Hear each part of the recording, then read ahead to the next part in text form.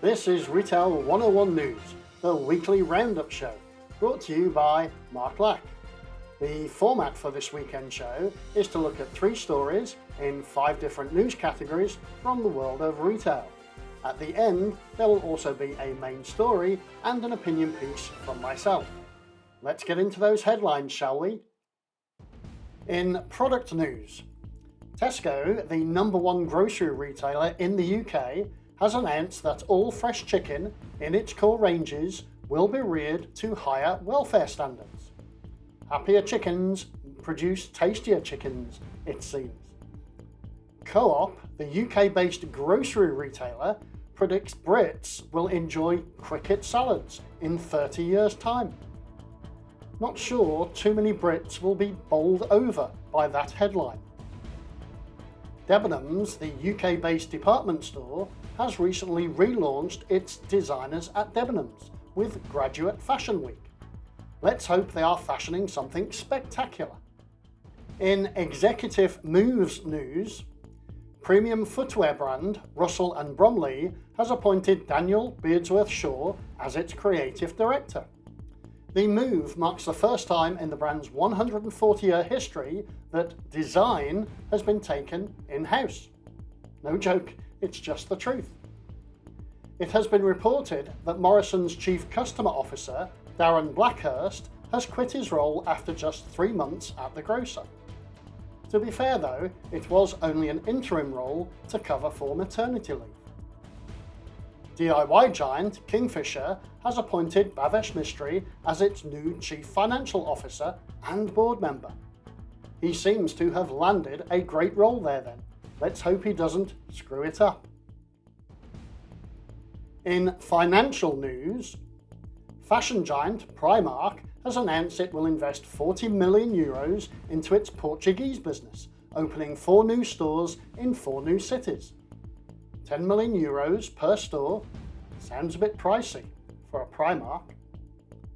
Sainsbury's Bank has been sold to NatWest as the grocer withdraws from a number of financial services to focus on its retail business. Another example of a business extending its reach outside of its core strengths, but eventually coming back to what it does best. The UK Labour Party is reportedly resisting calls to close a tax loophole exploited by fast fashion brand Shein as it plots its London IPO. Politicians sucking up to big business? No, surely some mistake. In technology news, the Perfume Shop, the UK's largest fragrance retailer, has introduced and implemented a new personalised website accessibility features to make online fragrance shopping more inclusive and accessible for people with disabilities. The return of smell-o-vision is maybe coming next. Amazon has announced that it is investing a further £23 million in skills training for employees across the UK. I would prefer if Amazon invested more training in its app, which constantly tells me the driver is only 8 stops away. Rapid delivery provider Uber Eats has said its delivery riders will now pick and pack grocery orders while customers speak with them on the phone. Customers may as well start going to the store themselves. Where's the efficiency in this option?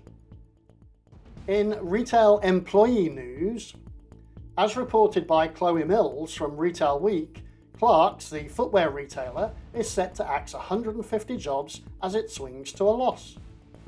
Here's hoping they can lace up their operations and step back into profitability soon. ASOS staff have been warned that online meetings have a detrimental impact on performance, and that those disobeying its flexible working rules will face disciplinary action. Well, maybe the employees should be fully dressed before coming online. Further strikes at Morrison's warehouses have been called off after workers accepted a new deal.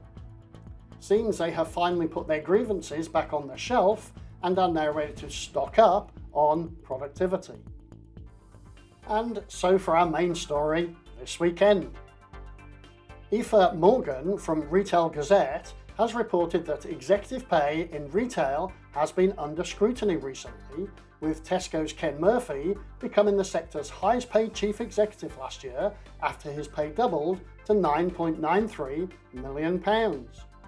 However, he might face competition from Asda's new boss, as the co-owner, Mohsen Issa, is reportedly creating a £10 million contract to attract a new leader.